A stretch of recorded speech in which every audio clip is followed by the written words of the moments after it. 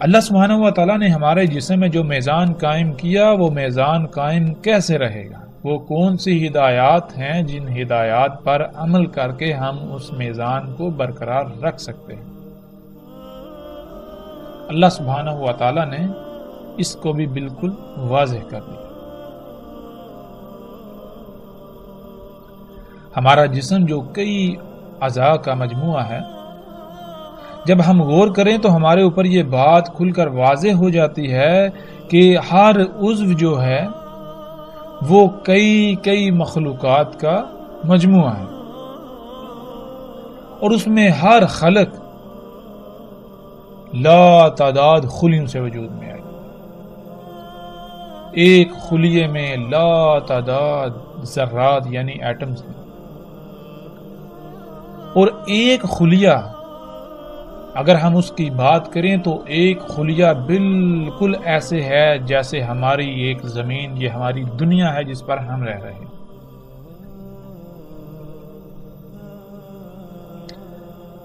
ہمارے ایک خلیے کے اندر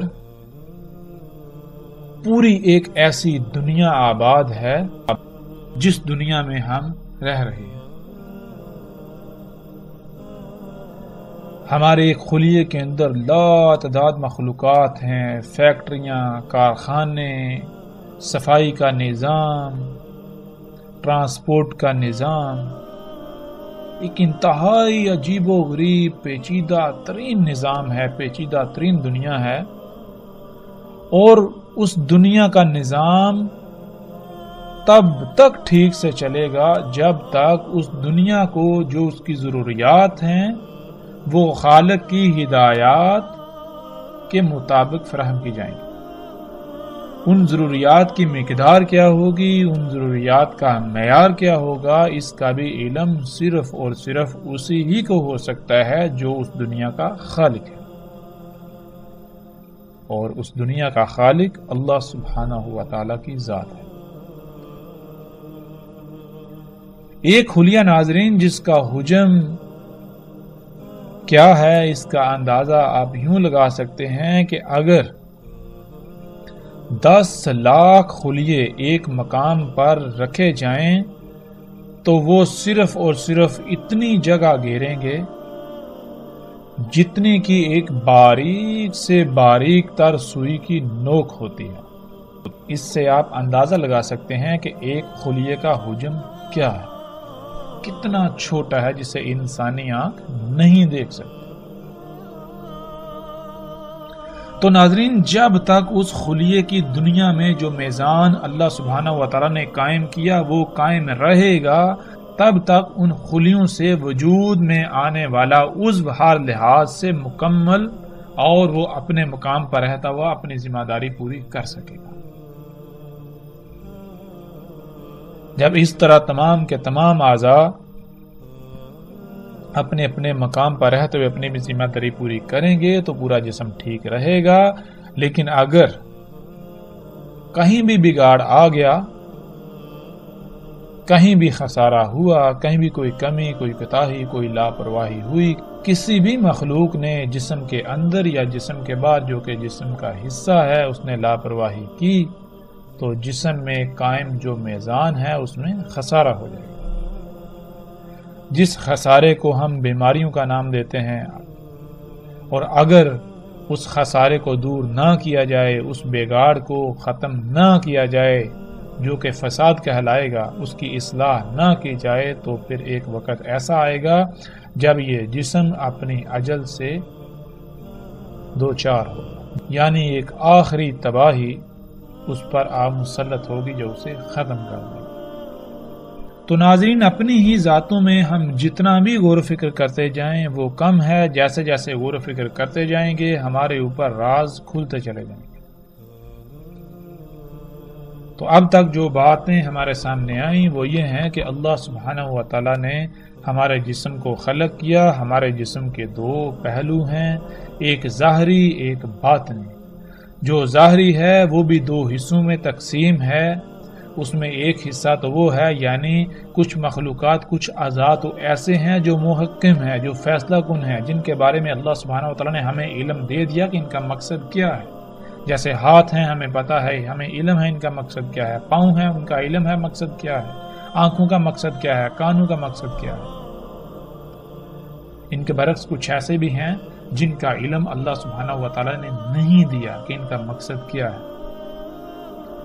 اگر علم نہیں دیا تو اس کا مطلب یہ نہیں کہ ان کا کوئی مقصد نہیں ہے، وہ بے فائدہ ہیں، وہ بے مقصد ہیں، ایسا ہرگز نہیں۔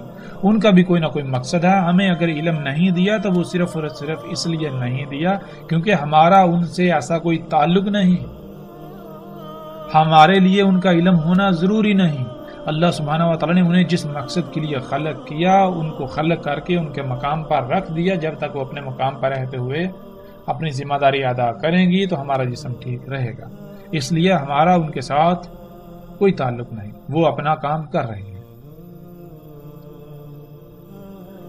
پھر دوسری بات، ہمارے جسم کا ایک باطنی حصہ، باطنی پہلو جو کہ پوشیدہ اعضاء ہیں جن کو اللہ سبحانہ تعالیٰ نے ہم سے چھپا کر رکھ دیا، وہ کیا ہے؟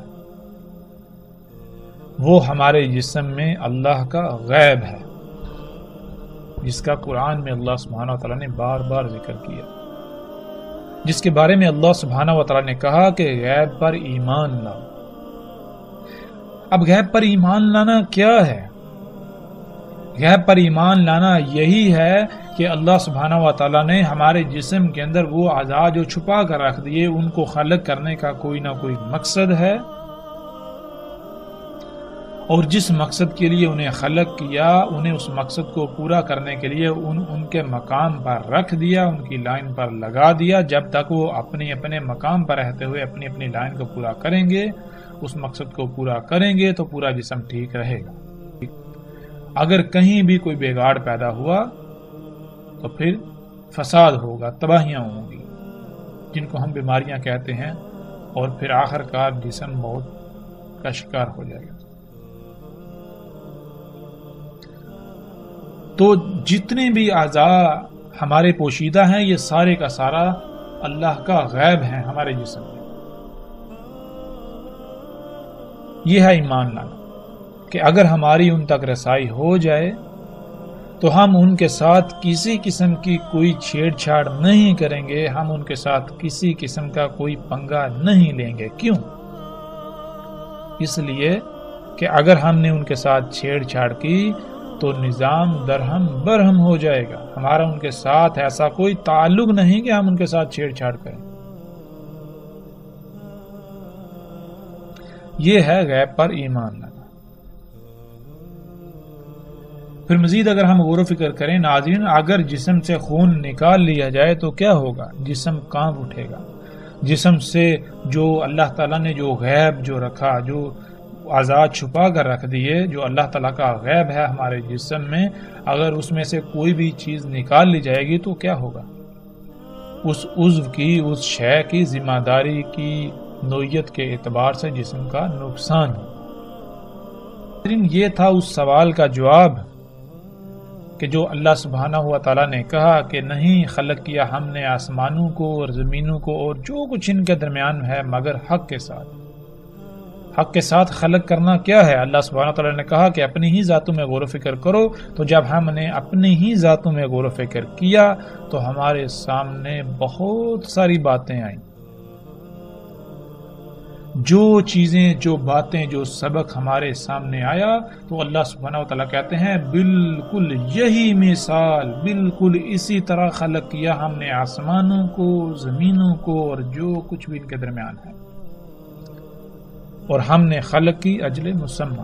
اجل مسمى کیا ہے؟ اس کا بھی بالکل واضح ہو چکا کہ ہم نے یہ سب کچھ خلق کیا ہے، تو ایسا نہیں ہے کہ اگر ان میں چھیڑ چھاڑ کی جائے گی تو یہ ویسی کی ویسی رہیں گی، نہیں، اگر ان میں چھیڑ چھاڑ کی جائے گی، اگر ان کو ان کے مقام سے ہٹایا جائے گا تو پھر کیا ہوگا؟ پھر ان میں خرابیاں ہوں گی، پھر آخرکار ایک ایسا وقت آئے گا جب یہ تباہی سے دوچار ہو جائے گی۔ یہ ہے اجل مسمى۔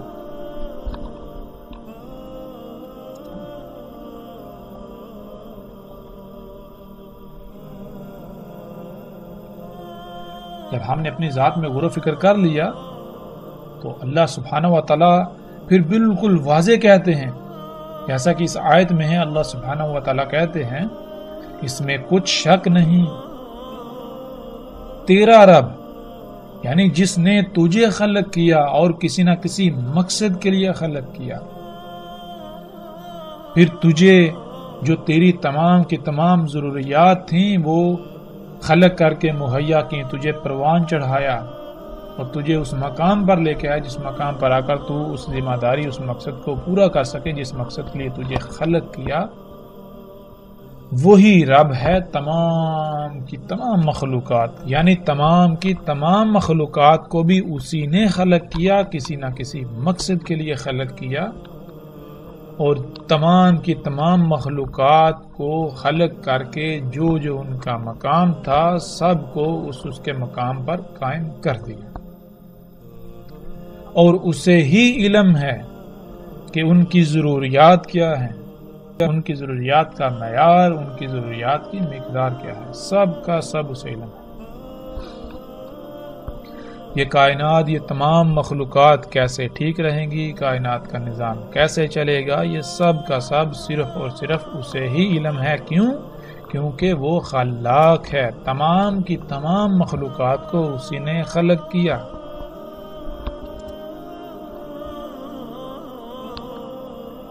تو یہ تھا ناظرین حق کے ساتھ خلق کرنے کا جواب۔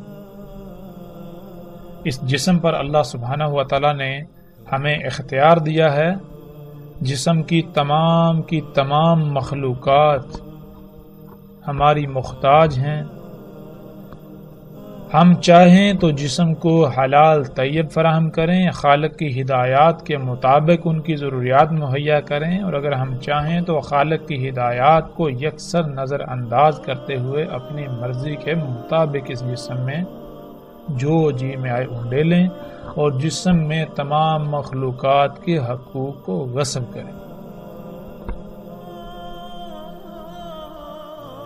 بالکل یہی مثال اس دنیا کی ہے، آسمانوں کی ہے، زمین کی ہے، ان کے درمیان جتنی بھی مخلوقات ہیں ان کی ہیں۔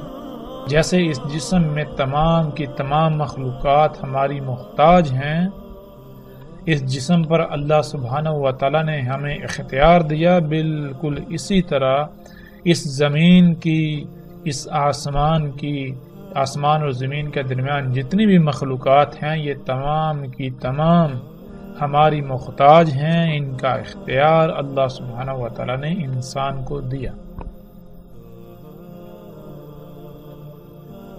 اور اللہ سبحانہ و تعالی نے بالکل واضح کر دیا کہ اگر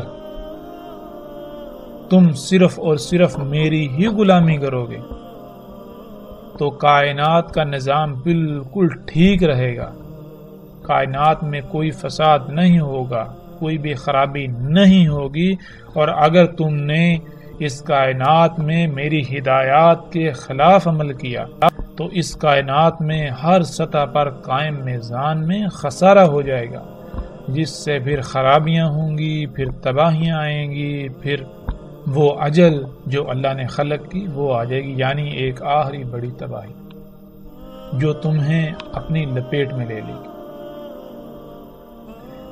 یہی وہ دجال تھا جس سے تمام کے تمام نبیوں نے ڈرایا، تمام کے تمام نبیوں نے ممکنہ پیش آنے والے خطرے سے متنبہ کیا، تمام کے تمام نبیوں نے، رسولوں نے یہی دعوت دی اپنی قوم کو، اپنی امت کو، کہ اللہ سبحانہ و تعالیٰ نے آسمانوں، زمینوں اور جو کچھ بھی ان کے درمیان ہے سب کا سب حق کے ساتھ خلق کیا، اس لیے صرف اور صرف اللہ ہی کی غلامی کرو۔ دیکھو اگر تم اللہ کی غلامی نہیں کرو گے تو جو تم اعمال کرو گے ان اعمال کا جس حد تک، جس سطح تک اثر ہوگا اس حد تک پھر رد عمل آئے گا۔ اسی رد عمل سے تمام کے تمام انبیاء نے ڈرایا، متنبہ کیا، لیکن کیا وہ قومیں ڈریں؟ لیکن کیا ان قوموں نے اپنے ان اعمال کو ترک کر دیا؟ کیا وہ اللہ کے غلام بن گئے؟ تو جب ہم قرآن سے اس کا سوال کریں تو اللہ سبحانہ و تعالیٰ بالکل واضح کر دیتے ہیں کہ ایسا ہرگز نہیں ہو۔ انہوں نے اس دعوت کو تسلیم نہ کیا تو پھر ان کا انجام کیا ہوا؟ اللہ سبحانہ و تعالیٰ نے قرآن میں یہ بھی بالکل واضح کر دیا۔ تو ناظرین، یہاں تک جو ہم نے غور و فکر کیا اور جو بات ہمارے سامنے آئی وہ یہ کہ رسول اللہ صلی اللہ علیہ وسلم نے جو دعوت دی، جو پیغام دیا، جس ممکنہ پیش آنے والے خطرے سے متنبع کیا اور جس سے باقی تمام کے تمام انبیاء نے متنبع کیا، وہ کیا تھا؟ وہ دعوت کیا تھی؟ وہ دعوت یہی تھی کہ تمہارا رب اللہ ہے، اللہ ہی کو اپنا رب بناؤ، صرف اور صرف اللہ ہی کی غلامی کرو۔ اللہ سبحانہ وتعالیٰ نے اس کائنات میں میزان قائم کر دیا، اس میزان میں خسارہ مت کرو۔ اگر اس میزان میں خسارہ کرو گے تو جان لو اللہ سبحانہ وتعالیٰ نے اجل بھی خلق کی، تو پھر کیا ہوگا؟ وہ اجل آ جائے۔ جب وہ نہ مانے، جب وہ باز نہ آئے، اپنی اس روش کو ترک نہ کیا، انبیاء اور رسولوں کی دعوت پر لبیک نہ کہا، ایمان نہ لائے، تو پھر ان کا انجام کیا ہوا؟ وہ پیچھے ہم پر واضح ہو چکا، اور مزید ہم جیسے جیسے آگے بڑھیں گے تو ہر بات، ہر شے بالکل کھل کر واضح ہو جائے گی۔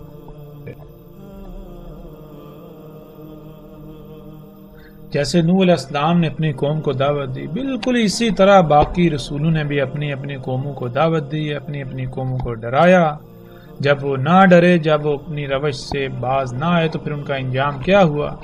اس انجام اور جس وجہ سے ان کا انجام ہوا، اللہ سبحانہ تعالیٰ ان آیات میں بالکل واضح کر دیتے ہیں۔ وہ کیا اشیاء تھیں، وہ اعظم و فتنہ کیا تھا جس کی زد میں آ کر، جس کے دجل کا شکار ہو کر وہ قومیں ہلاک ہوگی، صفحاتی سے مٹ گئیں۔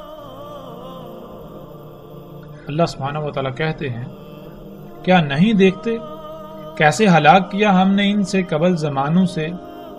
اختیار، حکومت، مضبوطی، قوت دی تھی انہیں زمین میں جو بالکل نہیں دیا گیا اختیار، حکومت، مضبوطی وغیرہ تم کو،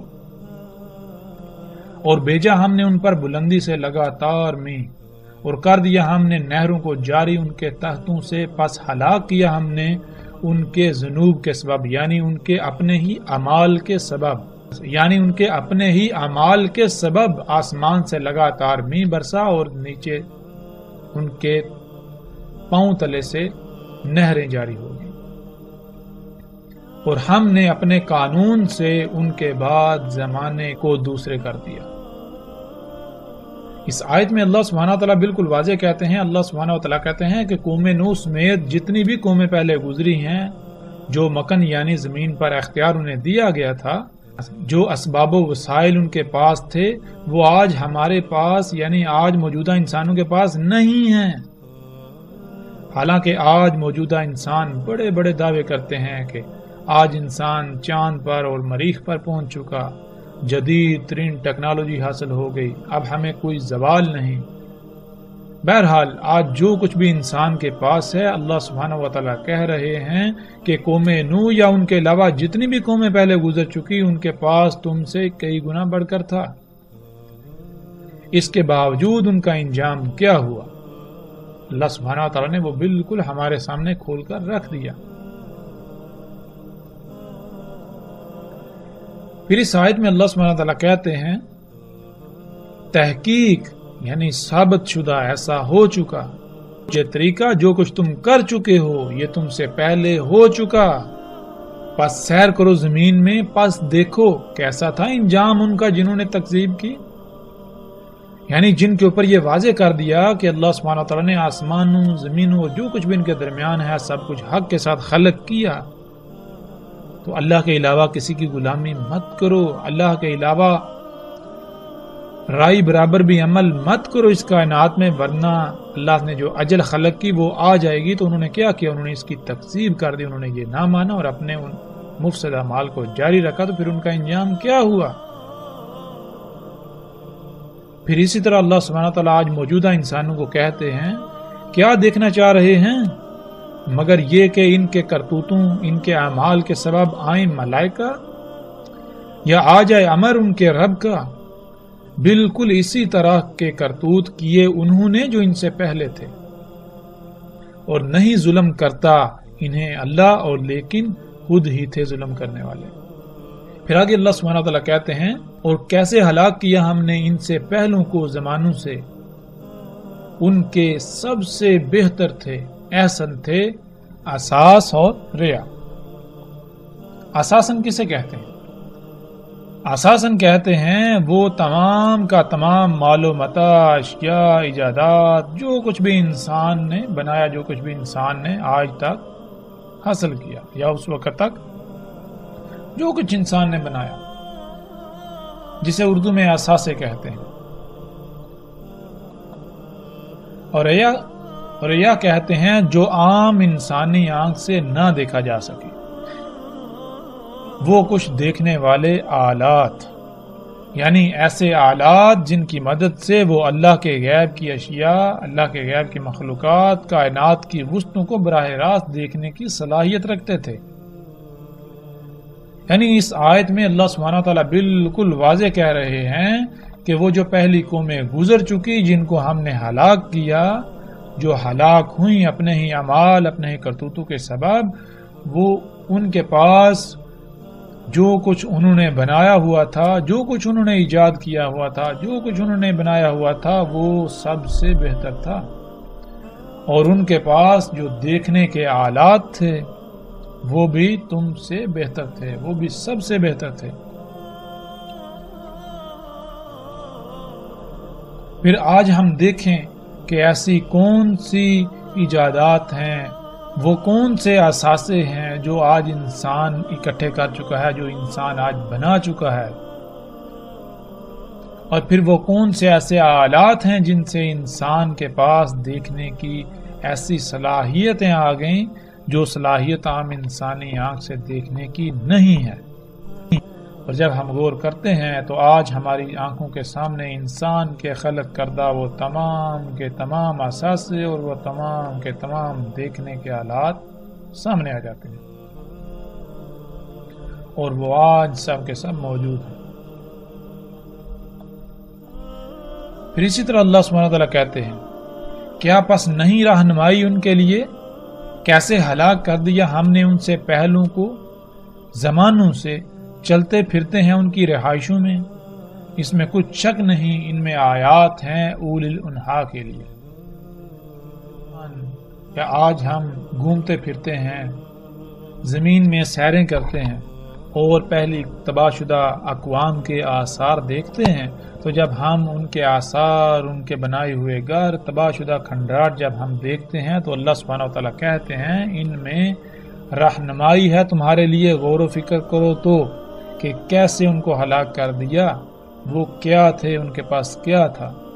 پھر اسی طرح اگلی اس آیت میں اللہ سبحانہ وتعالیٰ کہتے ہیں، کیا نہیں سیر کی، کیا نہیں گھومے پھرے زمین میں، پس دیکھیں کیسا تھا انجام ان کا جو ان سے پہلے تھے وہ بہت شدید، ان سے کئی گنا بڑھ کر قوت میں، زمین کے نوادرات میں، یعنی جو زمین کے اندر اللہ سبحانہ وتعالیٰ نے چھپا کر زمین کے خزانے رکھے ہیں ان میں، اور انہوں نے زمین پر ایسی تعمیرات کی، زمین کو ایسے آباد کیا، شہروں کے شہر آباد کیے جو ایسی تھیں جیسے نہ ختم ہونے والی، مضبوط اور لمبے عرصے تک قائم رہنے والی، جتنی زیادہ سے زیادہ وہ کر سکتے تھے، جتنا زیادہ سے زیادہ وہ زمین کو آباد کر سکتے تھے، تعمیرات کر سکتے تھے، وہ انہوں نے کی دوسروں کے مقابلے میں۔ اور آئے ان کے پاس ان کے رسول بینات کے ساتھ، یعنی اللہ کے رسول جب اللہ کے بھیجے ہوئے ان کے پاس آئے تو انہوں نے سب کچھ کھول کر رکھ دیا کہ جو کچھ تم یہ کر رہے ہو اس کا انجام کیا ہے اور اس کی حقیقت کیا ہے۔ بس نہیں تھا اللہ ظلم کرنے والا ان کے لیے، اور لیکن تھے خود ہی ظلم کرنے والے۔ اس آیت میں بھی اللہ سبحانہ وتعالیٰ نے بالکل کھول کر واضح کر دیا۔ اللہ سبحانہ وتعالیٰ کہہ رہے ہیں کہ جو تم سے پہلے تھے زمین پر، جو تم سے پہلے امتیں، قومیں آباد تھیں، جن کی طرف ہم اپنے رسول بھیج چکے، جو تکذیب کر چکی، جو ہلاک ہو چکی، کیا تم نے زمین میں سیر نہیں کی؟ کیا تم زمین میں گھومے پھرے نہیں؟ تم نے زمین کے ان کے کھنڈرات، ان کے آثار نہیں دیکھے؟ دیکھ چکے ہو تم، وہ تم سے کئی گنا بڑھ کر تھے قوت میں۔ قوت کسے کہتے ہیں؟ آج کیا ہے انسان کے پاس قوت؟ آج ہم کسے قوت کہتے ہیں؟ مثال کے طور پر اگر آج امریکہ کچھ دعویٰ کرتا ہے، امریکی صدر کہتا ہے، تو وہ کیا کہتا ہے؟ ہم قوت میں بڑھ کر ہیں، ہم سے جو ٹکر لے گا، جو ہماری بات دنیا میں نہیں مانے گا، وہ مارا جائے گا۔ تو وہ کون سی قوت ہے؟ وہ قوت ہے اسلحہ، بارود، مشینیں، یہی تو قوت ہے۔ اور اسی قوت کا اللہ سبحانہ و تعالیٰ نے ذکر کیا، یہی وہ قوت ہے جو انسان کے اثاثے ہیں، جو کچھ انسان نے آج تک بنایا۔ اللہ سبحانہ و تعالیٰ کہہ رہے ہیں کہ جو قوت آج تمہارے پاس ہے، یعنی جو مشینیں، جو ٹیکنالوجی، جو ایجادات تم کر چکے ہو، جو اسلحہ، بارود، جو کچھ بھی یہ تمہارے پاس ہے، جو تم سے پہلے گزر چکے، وہ تم سے کئی گنا ان سب میں بڑھ کر تھے۔ وآثار الارض، آثارو کہتے ہیں نوادرات کو، نوادرات نادر کی جمع ہے، اور نادر کہتے ہیں ایسی قیمتی ترین شے کو جس کو چھپا کر رکھا جائے۔